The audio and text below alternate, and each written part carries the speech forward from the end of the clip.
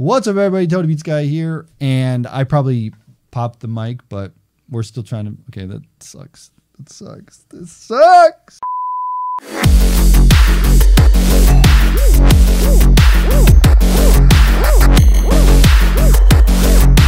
What's up, everybody? Mr. and Mrs. Pizza Guy here. Today, we're going to be talking about Elimination Chamber. What a show! What a show! What a show! What an ending. Yeah, okay. The ending was my favorite part. We can talk about most of the show and your like or dislike of this, but I think what will be interesting is to kind of talk about your mom, because she came over. Because your mom comes over and she watches these pay-per-views, and she is a hoot. I don't know. I feel like an old man saying we didn't grow up hoot. watching wrestling. I didn't even know what wrestling was until I met Tony. And my mom doesn't know anything about wrestling. So she came over and watched the pay-per-view and was just laughing the entire time. Yeah, she's she loves Ricochet from NXT, because I put on an NXT show before, and now she really, because of the flips. She likes the flips. Let's just run it down. We start the show, little opener, which we kind of had on in the background while we were making or doing dishes and stuff. Anyway, we had Buddy Murphy and Akira Tozawa. This was an okay match. Cruiserweight stuff. I feel bad for these guys. You know, they go out there and they kill it. And as you always say, they're the most boring. I don't know. What you know? I'm not a fan of the cruiserweights. It's fine. They just do their thing. But they do a lot of flips, so I like that. Yeah. Well, that's the thing. It's like these guys work really hard, yeah, but then they're just kind of stuck in this spot where nobody really cares. So just don't feel like they have like very good storylines or something. Yeah. But again, I don't really know what I'm talking about. Yeah, for sure. Okay. So Cruiserweight match, Buddy Murphy retains, and then we go on to the main show. So we open up with the women's tag team title Elimination Chamber. We have all the teams down there. Carmella and Naomi. Uh-oh. The best week ever for both of these two. I thought there's no way they're going to win. So we had Carmella. Were they eliminated first? Yeah, they were eliminated first. And we had Mandy Rose, Sonya Deville, Nia Jax, Tamina, Iconics, and the Riot Squad. So I think it was Mandy Rose and Sonya Deville lasted along. But of course, the end, Bayley and Sasha are your first ever women's tag team champions. Now, this wasn't as extreme Elimination Chamber as Elimination Chambers usually are. They're usually, you know, more chaos and mayhem there. There was a little bit of chaos and mayhem here. Cool thing, everybody teamed up on Nia Jax, of course, to get them out of it. But it came down to Sasha and Bayley, and I didn't think this was going to go any other way. When I heard they were going to have the first ever women's tag team titles, at first I thought the team of Bayley and Sasha was kind of dumb. But you think about their NXT stuff and how they went through NXT. They grew up together. Right. They came through with NXT, made it to where they're at, and it was pretty cool. Now, you being a woman, right? Yeah. Being a woman in this day and age, I got to ask you, does this empower you? Does this women's, like, seeing women in the place that they're at, there's 2 women's matches, they have the huge tag team thing. Like, does this, like, if you were a little girl and you were watching this and you were like, this is empowered. Do you see this, like, as a mom, would this be something that would empower, like, your daughter or something like that, to be like, okay, this is, look at these women, look at the great things they're doing? Or is it kind of just like, it's just WWE? Well, I've said for a long time that I thought that there should be a tag team match for women. I've said that for a long time. So I was excited to see that it finally was coming to light, because I feel like there's so many people in the WWE roster that and they don't do a lot with half of them, so they almost need the tag team so that they can give storylines and build different, I don't know, like, yeah, build new stuff with people like Carmella and Naomi that aren't doing anything at the current time, or Nia Jax and Tamina, or the Iconics, or Riot Squad. Right, because they really only ever focus around like 6 women, and then the rest of them just kind of show up every once in a while. So I do think that it's cool that they all get their own little story and their own tag team and everything like that. Yeah. So does that empower you as a woman to see all these women doing great things and being in main events and doing cool things on WWE, or does that really not? It probably doesn't impact you since you're not a longtime fan, right? Yes and no. Like, I think that it's really cool that they're finally getting their tag team and everything, but I didn't ever grow up watching wrestling, so as far as empowerment, I'm very excited for them. But I think it's different for me because I'm not like a Yeah, when I was watching wrestling, there was gravy bowl matches with women in bikinis. There was a pillow fight match in the ring. A guy was a pimp and he had hoes come down in the ring with him. That was wrestling when I grew up. So yeah, that would just make me now upset. Now seeing this, so that is empowering to see that they came from something where they had to be in gravy to being able to have their own tag team. That is kind of cool. Yeah. I don't think I would have watched wrestling back then. But as like a 15-year-old male kid, you know, that was right at my. I was like, whoa! But now it's like some of the best wrestling you'll ever see, and I just think, like you said, Sasha and Bailey are like they came up together, so it's kind of like cool to see them get their thing. And really, this is like the top of the top right here. I don't know who's gonna take the titles from them now, but it'll be cool because now Bailey and Sasha, because there's only one women's tag title, can be on both shows to make it more interesting because they don't have a Raw women's tag title and a SmackDown women's tag title. Oh, so it's each just show one. will be able to like. Yeah, so they'll just start fight against each other. They'll be on anywhere. They'll go everywhere. Oh, that's kind of cool. I didn't know that. Then we get kind of a weird placement here, which is another tag match. I don't know if I'd put 2 tag matches in a row here, but this was a weird show nonetheless. We had the Usos versus Shane McMahon and Miz. Another best week ever for the Usos here. What did your mom call? Your mom had an interesting comment about the Miz and Shane McMahon. So this was my mom's favorite match. And she said that she was just laughing the entire time because she thought that the 4 people, the Usos, the Miz, and Shane, all just looked like normal people that go to work, like just normal business yeah, people. That's like, what is this guy and like so, and they're fighting in this ring, and she was just dying. She was laughing so hard. And Shane McMahon, she was like, "What is he 60? Why is he jumping around and flying through the air?" She was just cracking up laughing. It was so funny to just watch her. I need to like film like one of these times. I'm gonna film her watching this because it is the funniest thing ever. When Shane did the coast to coast, you know how he lands on his back and hurts himself. Like, she thought it was the funniest thing ever. So rumor going around was that the Usos, Naomi, all of them were going to be wanting their release from the WWE and maybe show up in AEW. Probably not. They won the tag titles. So whether they, and you were kind of wondering because there was a record over the weekend. He got in trouble by the law. Does that hurt them? No, it doesn't seem to hurt them at all. And it looks like they're going to be fine. The Usos are great. Obviously, the Shane and Miz is very interesting. We'll see where this goes because backstage later on in the night, they kind of got at it. So I don't know where this is going to lead. But frustration was there with Shane and Miz. So maybe setting up for something at WrestleMania. Who knows where they're... Maybe Shane and Miz at Mania. Who knows? I don't know. And that the Miz is having another baby. Right. That was cool, too. And their other baby's only 10 months old. Yeah. I don't know about having one baby work in the WWE schedule, let alone 2. No, because our baby is 4 months old, and we are very tired. But I assume they have help, so it's fine. True. They're going to have help. So, on to the next one, we have Finn Balor versus Bobby Lashley and Lio Rush. Bobby Lashley here is going to defend his WWE Intercontinental Championship. Bobby Lashley! That's it! I'll be a son of a... Bobby Lashley! I love you. Okay, anyway... Back to the action here. Bobby Lashley, Lio Rush.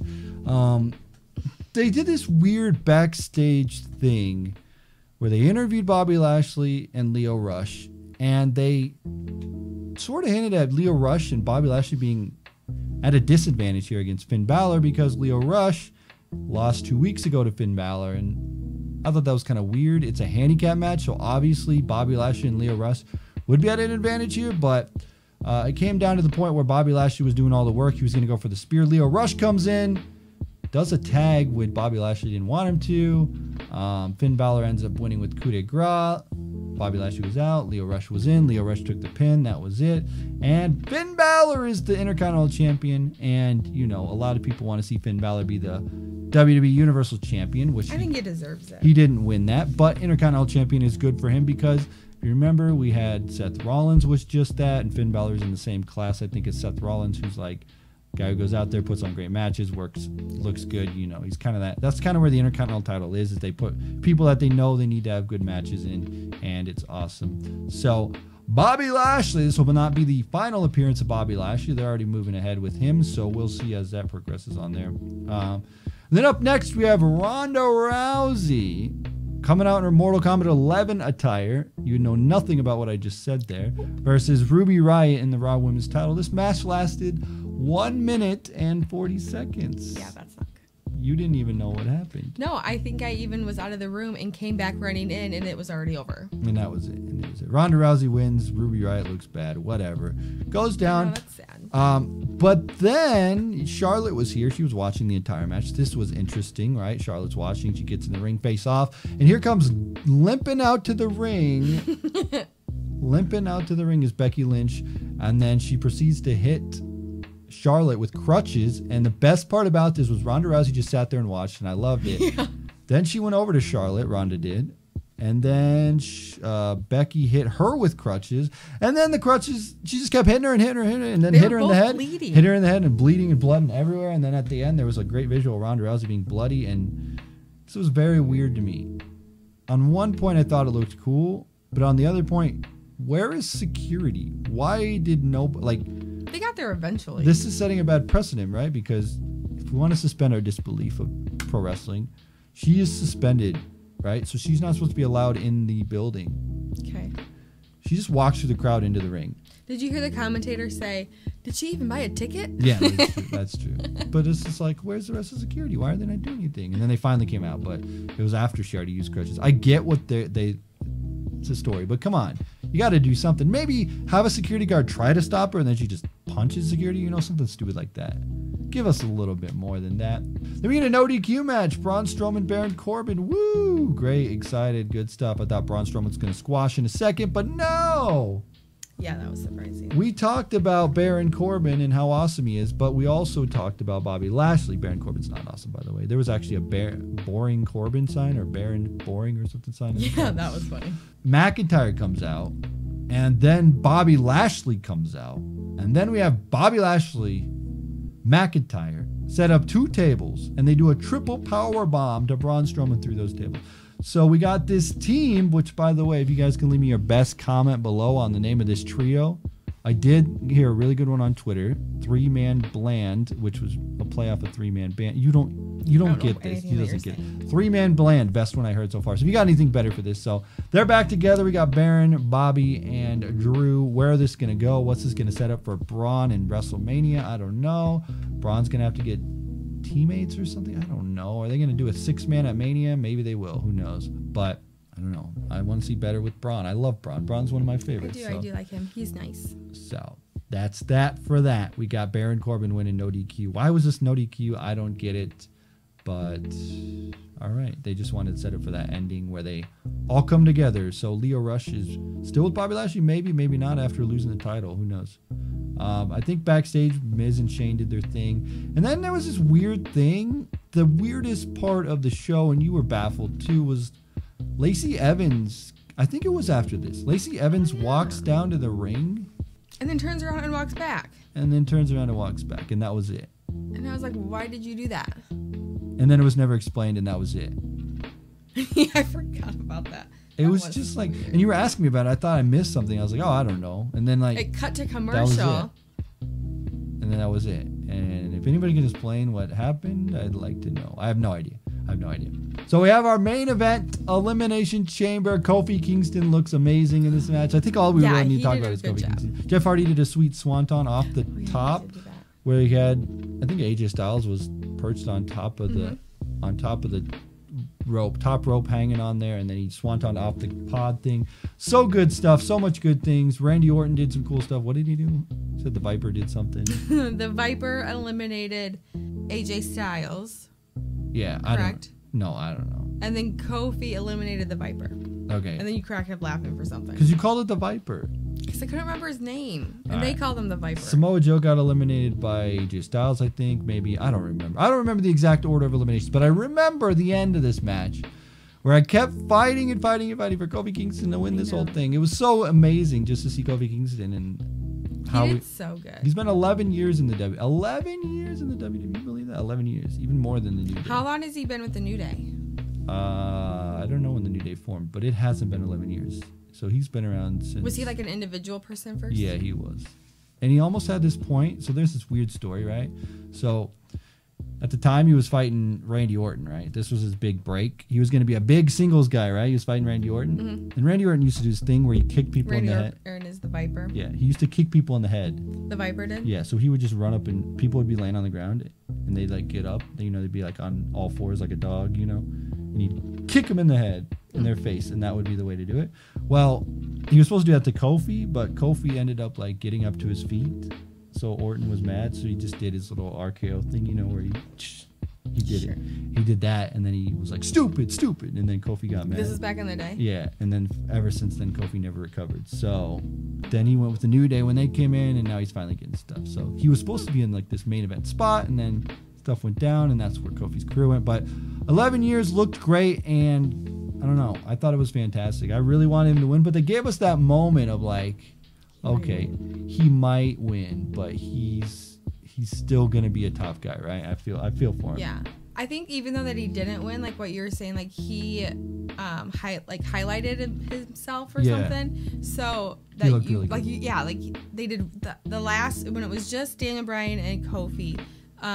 That was a really good pairing together. Yeah, and then they made each other look really good. It makes me want to see them have like a singles thing for the title, but I don't know if they're going to do that at WrestleMania, but they possibly could because that would be very interesting. But I hope WWE doesn't like ignore him now. You know, sometimes then they shift focus onto someone else. Like they should really do something with him. Well, what's cool is like, well, not cool, but it was supposed to be Mustafa Ali, that guy in there, and he couldn't compete because Orton punched him in the face.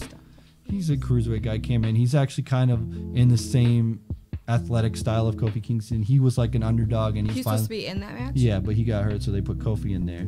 Oh. So I feel like Mustafa Ali should come back and be like, "Yo, Kofi, that was my spot," and then they could do something because they have like because he's essentially just like Kofi, like really awesome and like underdog, athletic and people jumps want to around. Yeah, people want to. So like when he does all of his flips. Yeah. So he's kind of like that. So I think if they lead to him and Mustafa maybe at WrestleMania, but if Kofi and Daniel Bryan could be at Mania, that'd be cool. I don't know if that'd be. I mean, it'd be a good match. I'd love to see it. We'll see. But I think the coolest thing ever though would be if Kofi did win the WWE Championship and that celebration that he would have with the New Day. And I know that you don't really like the New Day that much. I mean, they've done. I don't mind them. I feel like they've been doing the same. They grow on you. Yeah. At first, I felt like they were really annoying, but they kind of grow on you. Yeah. So. Honestly, and it was cool watching him like cry at the end, and then you could overhear who's the big guy? Big E. Yeah, being like, "You did it, man! You did it!" Yeah, and like you hear the crowd and stuff. So that was kind of cool to see them interact and like praise him because even though he didn't win, like he had a really good match. Yeah, he had good showing, so it was good. And it's one of those things where it's like they gave him the time, and that is something that they don't always do with people. Is like let him have his moment to shine and just let it be. Or they're calling out his name, and he was like crying. And the crowd was behind him and everything. It's one of those stories where it's like you have something here, so just keep going with it. That's what always scares me about WWE. Like you see Braun Strowman now getting put through 3 tables and fighting Baron Corbin, and it's like just a year ago he was like the greatest thing ever. So it's like, can you keep the momentum going with Kofi? And I think it'll be great. So honestly, I think they the way they set up this pay-per-view, I think they wanted us to believe that Kofi was going to win it because they had Sasha and Bayley, then they had the Usos win, then they had Finn Balor win, and obviously Ronda win. But they had like all the underdogs, right? You didn't think the Usos were really going to win. You didn't think that Finn Balor necessarily was going to win. I mean,